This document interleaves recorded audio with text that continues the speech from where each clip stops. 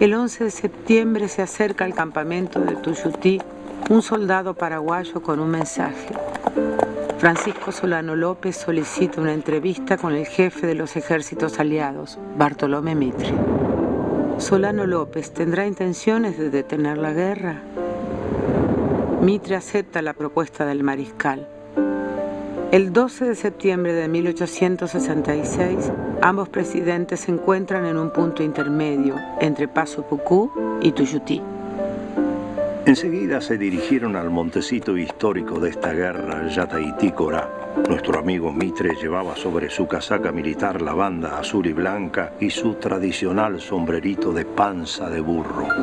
La austeridad de la vestimenta de Mitre contrasta con la elegancia del mariscal López. Sobre este uniforme se puso su poncho redondo favorito de vicuña forrado de paño grana, muy fino, con flecos de oro, teniendo en el cuello una coronita imperial del Brasil bordada en realce con hilos de oro. El mariscal solicita la presencia de los restantes representantes de los aliados. Polidoro Jordão, jefe del ejército brasileño, se excusa, alegando que no tiene permiso para abrir el diálogo con el jefe de Estado paraguayo. El presidente uruguayo, Venancio Flores, en cambio, se suma prestamente a la reunión. Fue presentado por Mitre al mariscal, quien lo acusó como el causante de la guerra que aniquilaba las dos repúblicas en provecho del Brasil, cuyo cargo rechazó Flores, manifestando que nadie era más celoso que él por la independencia de su patria. Pocos minutos después, se retiró. El encuentro tiene lugar al aire libre bajo unos árboles, sobre sillas y una mesa que López hace llevar desde su campamento.